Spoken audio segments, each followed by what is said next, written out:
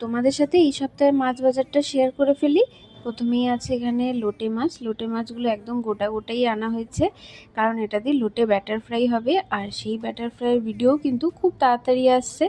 তারপরে আছে এখানে পাবদা মাছ। পাবদা মাছটাও বেশ বড় সাইজের আর টাটকা। তারপরে আছে এখানে, দেখি চলো আর কি মাছ এনেছে। হ্যাঁ, এবার এনেছে ট্যাংরা। ট্যাংরা মাছগুলোও কিন্তু বেশ জ্যান্ত মনে হচ্ছে, আর মানে ডিমওয়ালা একদম টাটকা ট্যাংরা। তারপরে আছে এখানে হচ্ছে কাতলা মাছ। কাতলা মাছটা একটু বেশি করেই আনা হয়, কারণ এটা বেশিই লাগে। আর তার সাথে রয়েছে কাতলা মাছের মাথা আর তেল। তেলটা একদম ফ্রেশ, এটাও বড়া ঠড়া করা খাওয়া যাবে।